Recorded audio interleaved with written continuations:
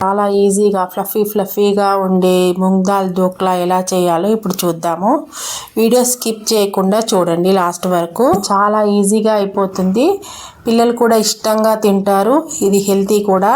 ఒక కప్పు పెసరపప్పుకి 2 గ్లాసులు నీళ్లు పోసి 1 గంట పాటు నానబెట్టుకోవాలి. తర్వాత బాగా కడుక్కొని మిక్సీలో 3 పచ్చిమిరపకాయలు, చిన్న అల్లం ముక్క వేసి నీళ్లు కూడా పోసి మెత్తగా రుబ్బుకోవాలి. ఇది పిల్లలకి స్నాక్స్ టైంలో చేసి పెట్టినా చాలా బాగుంటుంది. దీన్ని ఇప్పుడు ఒక గిన్నెలోకి తీసేసుకొని 1 కప్పు పెరుగు, 1/2 టీ స్పూన్ పసుపు, కొంచెం ఇంగువ, 1 టేబుల్ స్పూన్ షుగరు, తగినంత ఉప్పు వేసి బాగా కలుపుకోవాలి.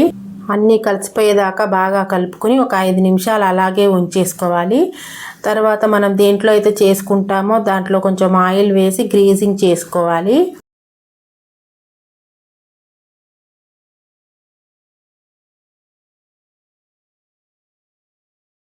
తర్వాత పిండిలో కొంచెం ఈనో వేసి బాగా కలుపుకోవాలి నురగ వచ్చేదాకా.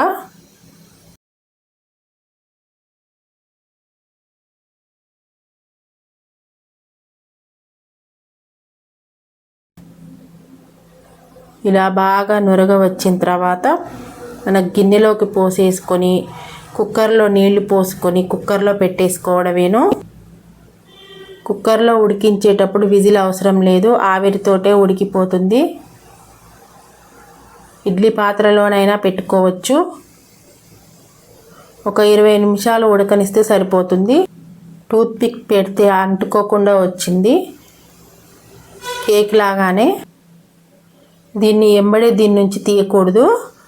ఒక 5 నిమిషాలు ఆవిరిపోయేదాకా ఉంచి తర్వాత తీసేసుకోవాలి.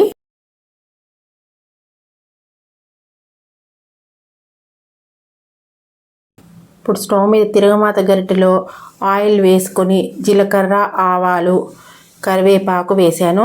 ఇప్పుడు ముక్కలుగా చేసుకున్న వాటి మీద తిరగమాత వేసేస్తే సరిపోతుంది.